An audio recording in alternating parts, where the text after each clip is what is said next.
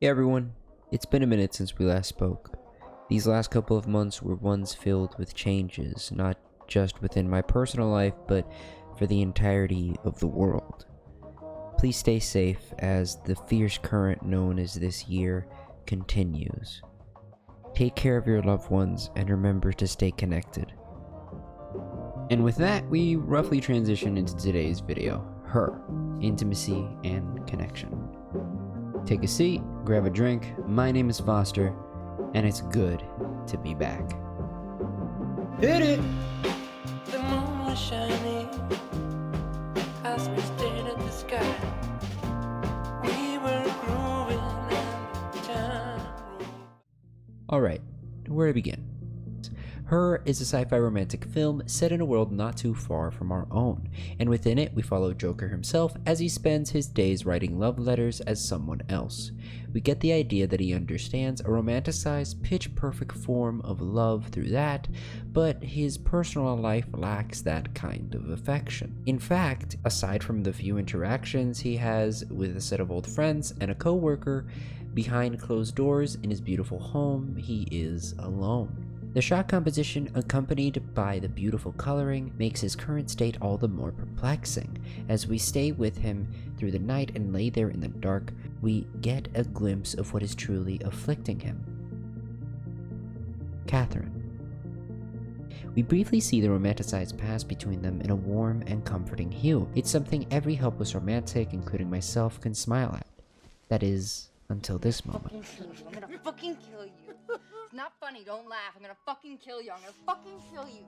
I love you so much, I'm gonna fucking kill you. This serves as a truth behind what their relationship ended up being, at the very least from Theodore's perspective.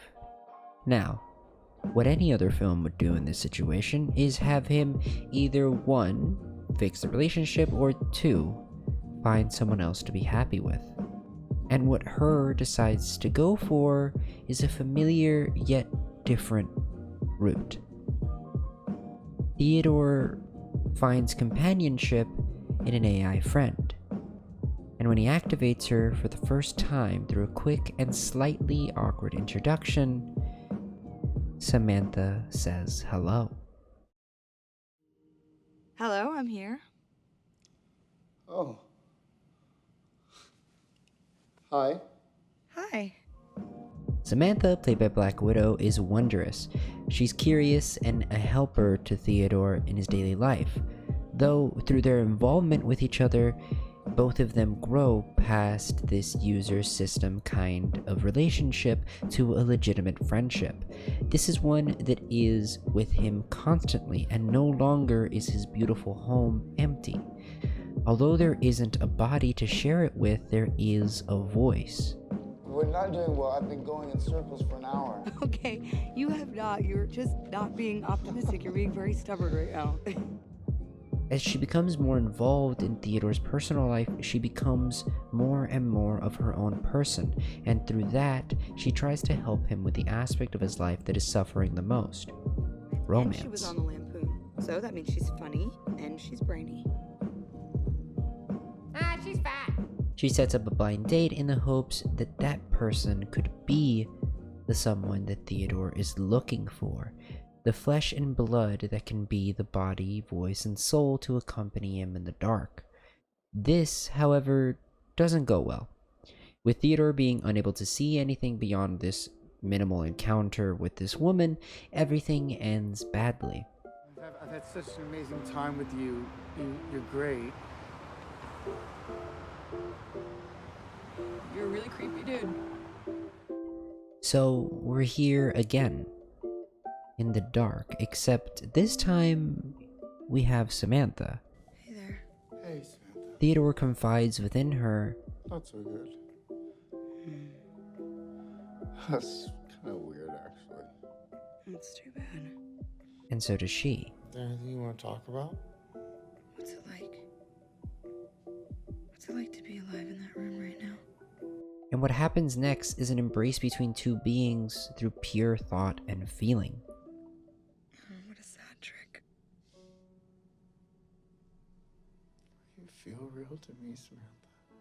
Would you kiss me? I would. Let's just somewhere else with you. It's just you and me.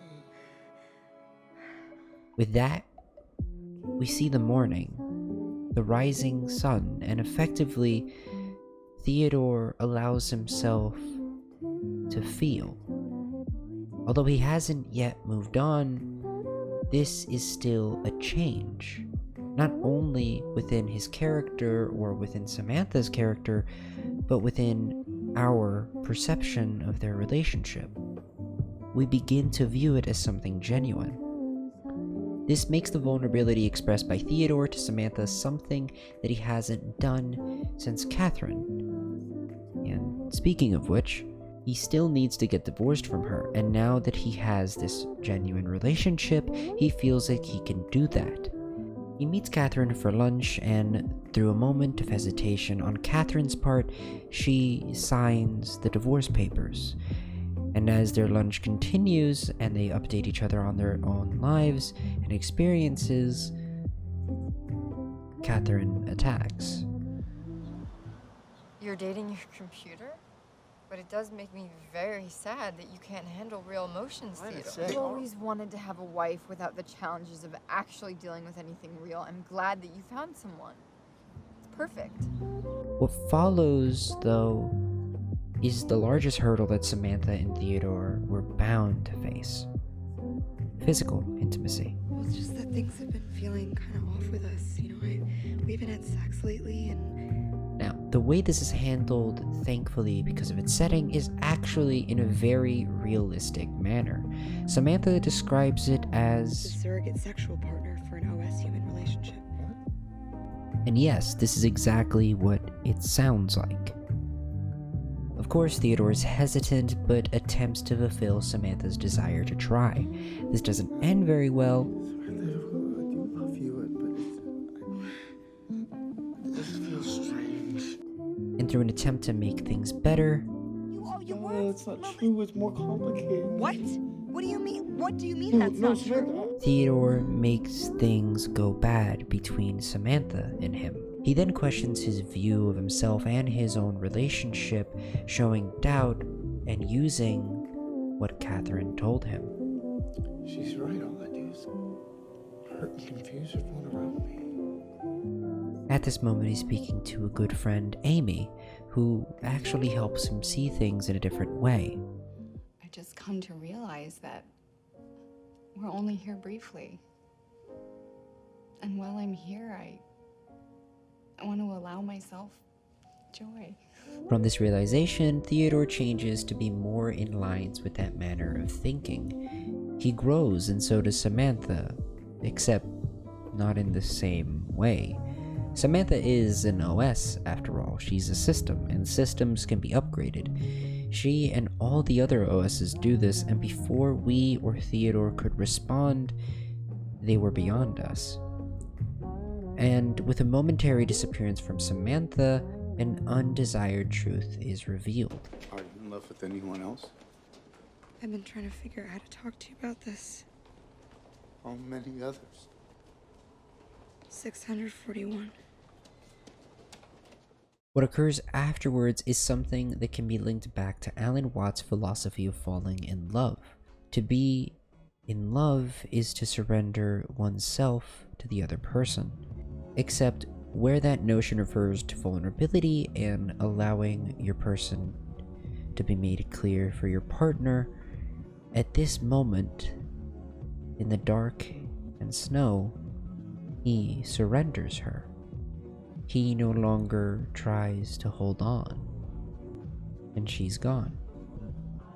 But there is a light at the end of the tunnel. There is one realization that trumps the heartbreaking moment.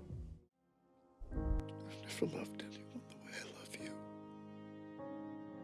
Me too. Now we know how. And that way of expressing the loss of someone that you deeply love is beautiful. It shows that both Theodore and Samantha grew, that they changed, and that they deeply affected one another. And as we continue to follow Theodore in his epilogue, we see that he shows his growth as a person by writing a letter to Catherine where he apologizes for all the things they went through, effectively giving his past closure. And how the story decides to close its curtains is with Theodore and his old friend Amy sitting together, connected through their experiences, watching the city and sky as dawn is sure to come. We are left there, sitting along with them, with a familiar feeling that everything will be okay.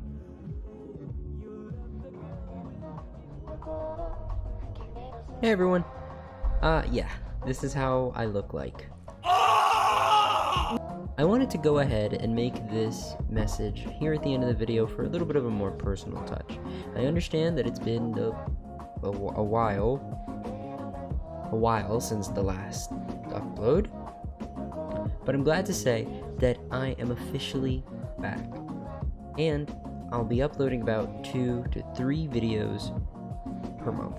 This doesn't just mean video essays. This also means stream highlights from any kind of future stream that I am a part of.